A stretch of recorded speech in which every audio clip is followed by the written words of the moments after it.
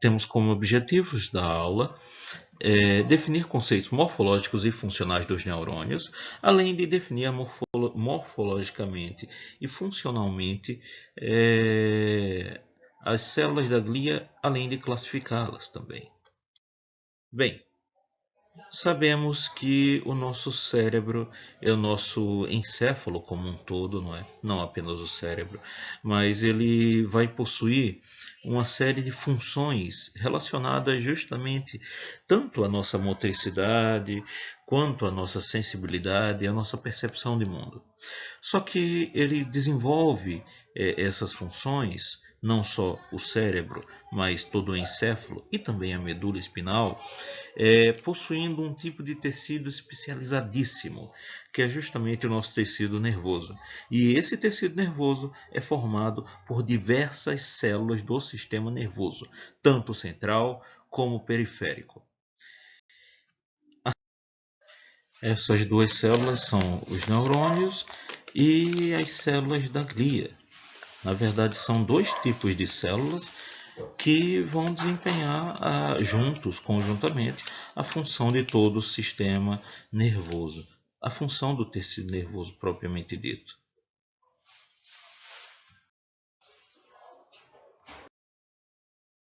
E vamos começar o nosso estudo através de uma pergunta bem básica, que é: o que é um neurônio?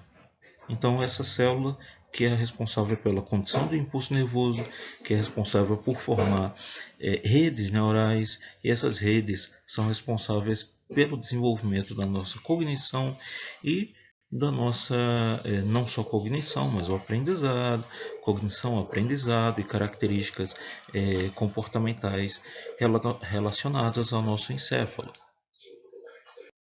Bem, o neurônio o neurônio típico, ele vai apresentar uma divisão bem clara. Ele vai apresentar um corpo, dendritos, axônio e terminais sinápticos.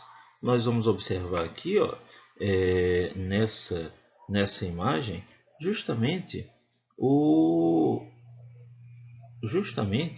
nosso pericárdio, ou seja, o corpo desse neurônio, com o material citoplasmático, o citoplasma, com um núcleo bem visível, com as organelas citoplasmáticas e as ramificações desse neurônio, que são chamados de dendritos, e uma ramificação, um prolongamento maior, que é o nosso axônio. Vamos observar também que esse neurônio típico ele vai ter uma estrutura básica, como eu acabei de falar, que é justamente a presença dessas estruturinhas aqui em destaque, são os dendritos, certo? Então ele vai ter ramificações, o corpo celular vai ter ramificações diversas, e essas ramificações, elas são os dendritos, todas essas que eu estou sinalizando aqui. E essas ramificações dendríticas aqui, esses dendritos, eles se comunicam com o neurônio adjacente a ele, próximo a ele, ok? Nós temos o corpo celular, o soma, que aí tem uma variedade enorme em relação à sua forma, sendo mais comuns arredondados e triangulares. E vamos possuir também um axônio, um prolongamento maior do que o dendrito, bem maior do que o dendrito, chegando até 1 metro de comprimento, podendo chegar em alguns neurônios até 1 metro de comprimento, e os nossos terminais sinápticos, certo?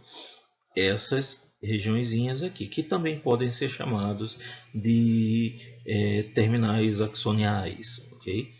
Então nós temos essa divisão bem clara em relação ao que é o neurônio, ao que é essa divisão em relação aos dendritos, ao corpo, ao pericárdio, ao nosso axônio, certo? Só que, para deixar claro, o neurônio ele é uma célula que vai transmitir impulsos nervosos. Esses impulsos nervosos eles percorrem desde o dendrito, percorrendo o corpo celular e chegando a esse axônio, ele vai em direção aos terminais sinápticos para desenvolver ou para fazer com que essa informação, esse impulso nervoso, essa informação elétrica seja passada de um neurônio B para um neurônio A, ou de um neurônio pré-sináptico, como pode ser chamado também, daqui a pouco a gente vai descobrir o porquê ele pode ser chamado de pré-sináptico, para o neurônio que é chamado de neurônio pós-sináptico, que é esse daqui, certo? O que eu estou riscando agora. Então nós temos aqui um impulso nervoso sempre na direção dos dendritos até os botões terminais, ou os botões sinápticos, ou os terminais sinápticos também, certo? Essa é a direção do nosso impulso nervoso, ok?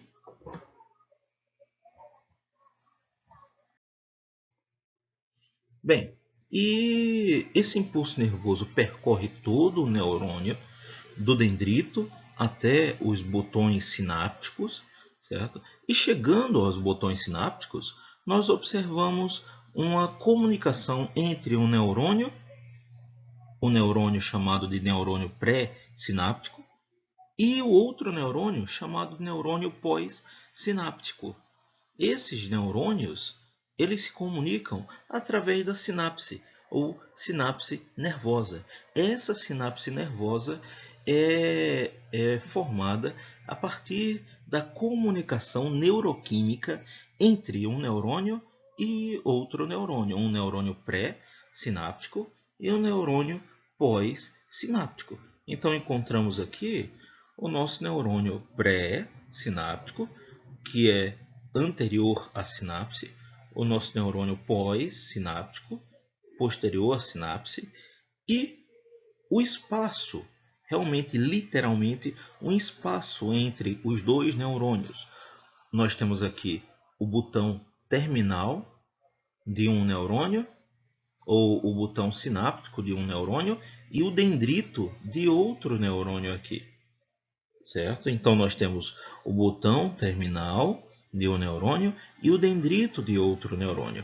E essa sinapse se dá através da comunicação neuroquímica em relação a esses dois neurônios. Então vamos observar aqui as vesículas nervosas, as vesículas sinápticas em verde, nesse pontozinho vermelho aqui que eu estou mostrando, uma vesícula sináptica, e essa vesícula ela vai em direção à membrana.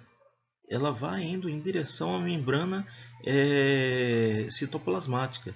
Ela se contrai, no caso, ela se adere a essa membrana citoplasmática e, ao se aderir a essa membrana citoplasmática, ela libera o conteúdo dentro dessa nossa vesícula sináptica. Esse conteúdo é justamente os neurotransmissores.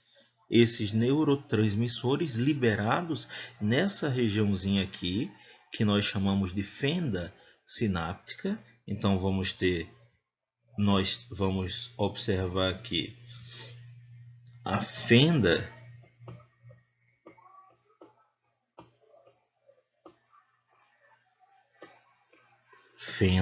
sináptica, que é essa daqui, é um espaço onde não tem comunicação entre um neurônio pré-sináptico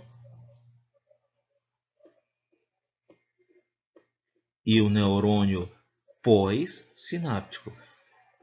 Comunicação em relação à membrana plasmática deles, no caso, certo? Então nós temos aqui o neurônio pré-sináptico, ou seja, esse aqui é o botão terminal do neurônio pré-sináptico, e aqui é o dendrito do neurônio pós-sináptico. Nós temos as vesículas que se fundem à membrana citoplasmática e libera esse conteúdozinho, o conteúdo interno delas, que são os neurotransmissores. Esses neurotransmissores que podem ser o que? Alguns que vocês já conhecem, como serotonina, dopamina, certo?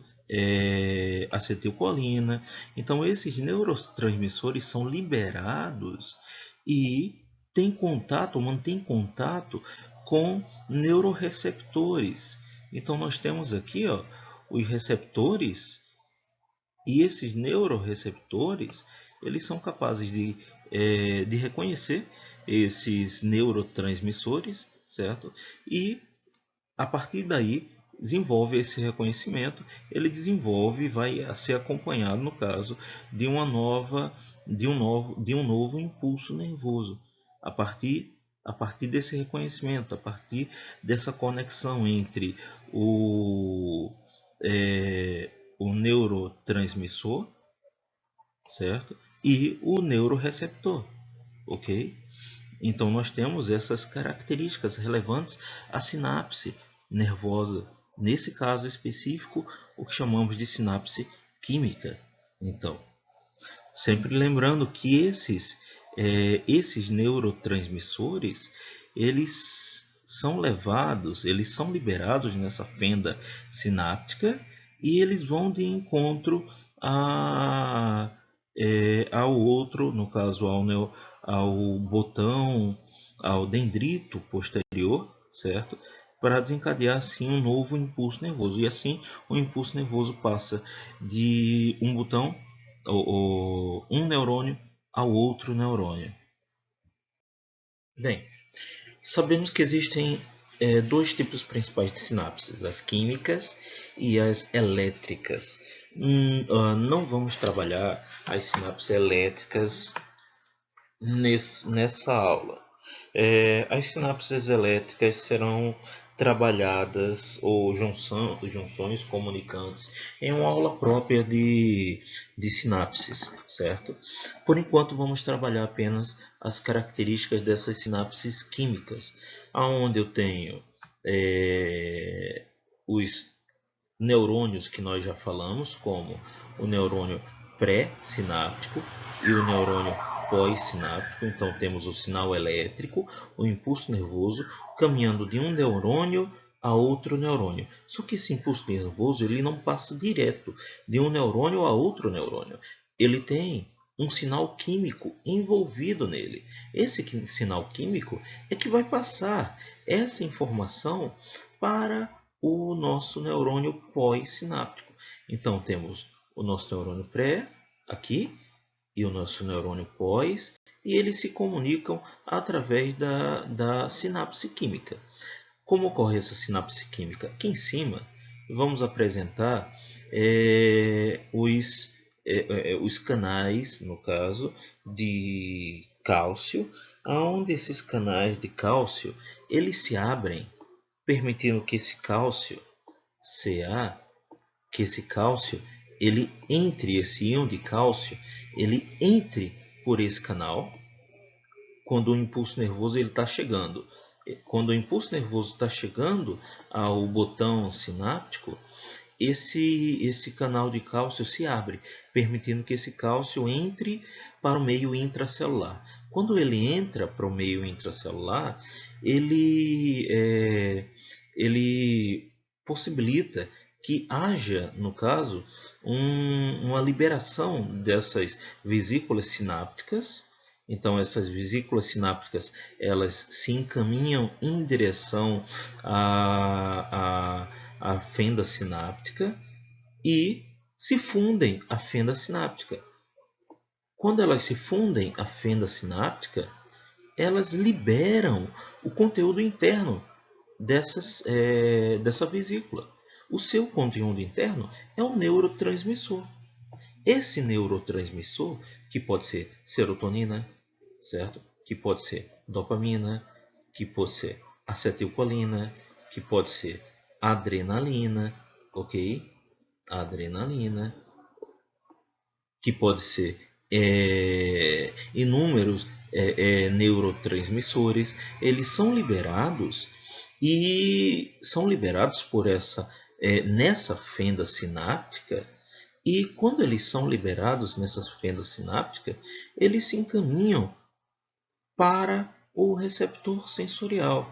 Desculpa, o receptor, o neuroreceptor, ok? Esse neuroreceptor esse neurotransmissor, ao ser liberado, ele vai se ligar a essas proteínas receptoras, a esse receptor nervoso, esse receptor é neuroreceptor da membrana pós-sináptica, certo? Sempre. E isso vai fazer com que abra canais iônicos dessa própria membrana pós-sináptica. Então, esse receptor, ele permite, quando ele é ativado, ele permite, através do neurotransmissor, ele permite uma abertura de um canal iônico, que ele, na verdade, uma proteína que forma esse canal iônico. E assim, quando esse neurotransmissor se conecta ao receptor, permitindo a abertura desse canal iônico, permite justamente a entrada de íons sódio. Então, a entrada de sódio nessa DNA sódio, certo? Nesse meio intracelular. Esse sódio, esse Na+, quando entra, ele está do lado de fora. Quando entra, ele inicia um processo de cascata que vai resultar justamente na despolarização da membrana, e isso vai fazer com que haja uma continuação do sinal elétrico. Então nós temos o sinal elétrico que vai continuar dessa forma, de um neurônio a outro neurônio, certo? Ou seja, só recapitulando aqui, nós temos um sinal elétrico que vem caminhando pelo botão terminal, pelo botão sináptico, do neurônio pré-sináptico, que faz com que haja uma abertura dos canais de cálcio. Esses canais de cálcio, quando entram desse botão pré-sináptico, permite com que essas vesículas que estão aderidas, no caso na membrana, elas se soltem e cheguem em direção à fenda sináptica, no qual elas se aderem novamente, na verdade se fundem à fenda sináptica e liberam o seu conteúdo, que é um neurotransmissor. Esse neurotransmissor liberado na fenda sináptica vai ter contato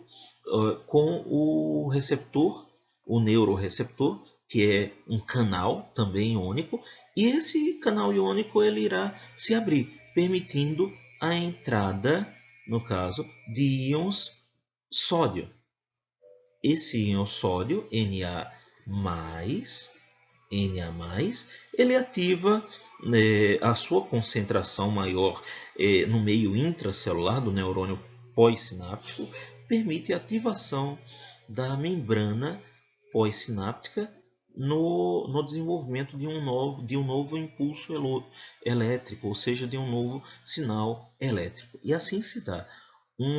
E assim vai se dar, no caso, um impulso, um sinal elétrico sendo transmitido de um neurônio para outro neurônio, através da sinapse química. As outras sinapses não vamos, ou a outra sinapse, a sinapse elétrica, não vamos estudar agora, nesse momento. Ok? Bem, os neurônios eles vão ter algumas classificações, as principais classificações relacionadas ao neurônio é a classificação funcional, que não vou abordar aqui, e as classificações estruturais, que se referem justamente aos números de prolongamentos derivados desses neurônios e a morfologia do corpo celular, certo? Por exemplo, nós temos aqui, em relação a números de prolongamentos, vamos ter nessa imagem aqui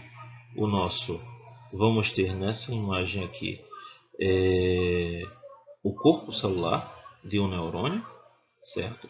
E a partir desse corpo celular nós observamos a formação de prolongamentos.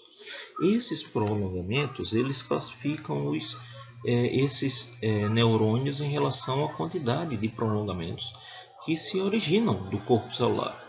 Por exemplo, nós temos aqui o corpo celular em si e um prolongamento. esse um prolongamento que sai do corpo celular desse neurônio aqui, caracteriza ele como um neurônio unipolar, certo? Uma célula é um neurônio unipolar. Esse neurônio unipolar, ele vai dar origem apenas a um prolongamento no seu corpo celular. Aí vamos para essa outra imagem, o neurônio B aqui, o bipolar, certo? O neurônio bipolar, ele vai apresentar um corpo celular, e saindo desse corpo celular, vamos observar um, dois prolongamentos, certo?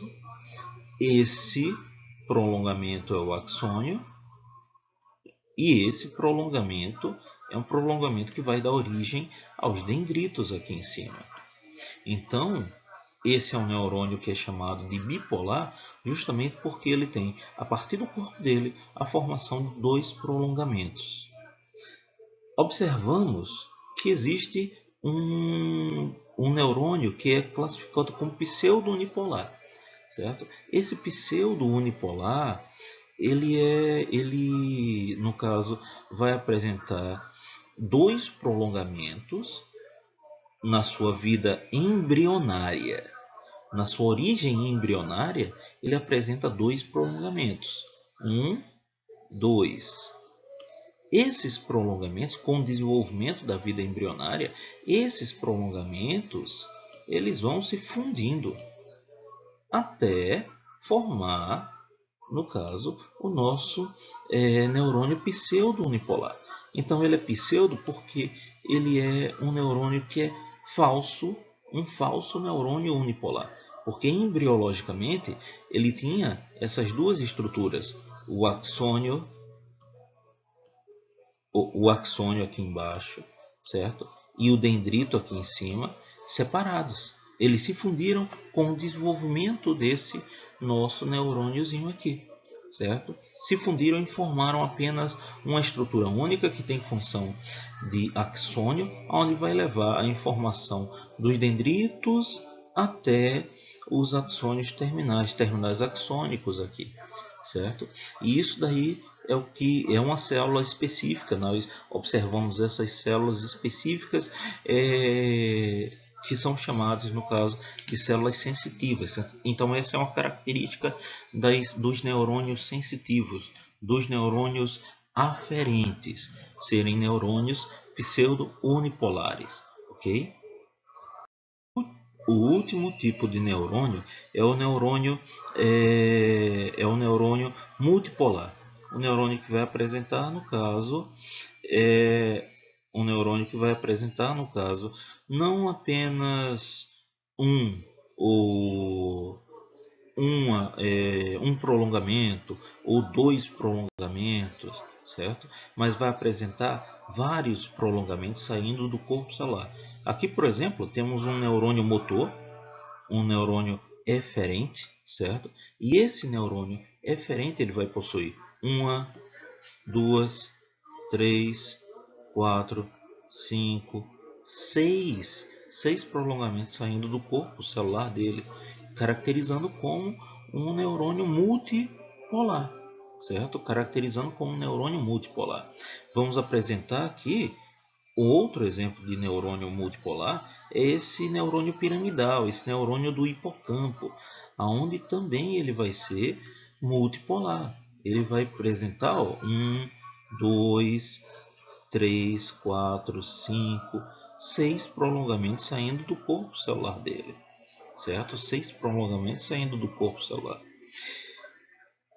E essa célula de Purkinje também.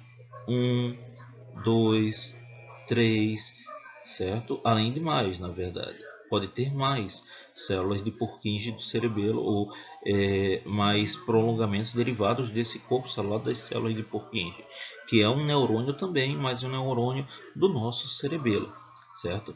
Então essa é a classificação em relação à quantidade de prolongamentos que se derivam, que se formam a partir do corpo celular.